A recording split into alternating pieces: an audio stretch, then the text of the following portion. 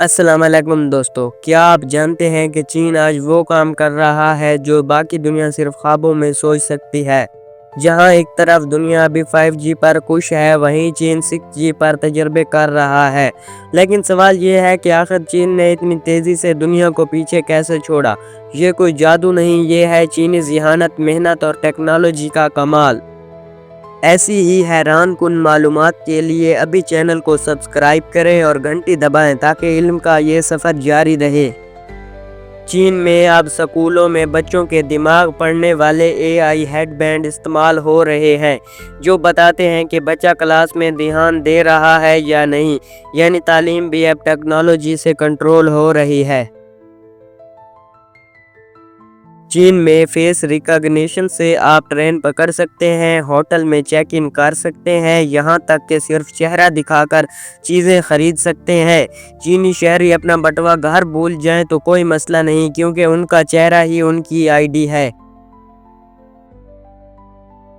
دنیا کی سب سے تیز رفتار ٹرین میگلیو چین نے بنائی ہے، جو ہوائی جہاز سے بھی کم وقت میں اپنی منزل پر پہنچتی ہے۔ یہ ٹرین 600 کلومیٹر فی گھنٹہ کی رفتار سے دوڑتی نہیں بلکہ حقیقت میں اڑتی ہے، کیونکہ یہ ریل کی پٹری کو چھوتی ہی نہیں۔ چین میں اب ریسٹورنٹس میں روبوٹ کھانا سرو کرتے ہیں، ہسپتالوں میں مریضوں کی دیکھ بھال کرتے ہیں، یہاں تک کہ شادیوں میں بھی روبوٹ DJ بن جاتے ہیں۔ چین نے روبوٹ ٹیکنالوجی کو صرف سائنس فکشن سے نکال کر عام زندگی کا حصہ بنا دیا ہے۔ چین میں پولیس ڈرونز آسمان سے مجرموں کی نگرانی کرتے ہیں، ڈرونز پارسل ڈیلیور کرتے ہیں اور یہاں تک کہ آسمان پر روشنیوں سے پورے شو پیش کرتے ہیں، بغیر کسی انسان کے۔ یہ ہے مستقبل کا چین۔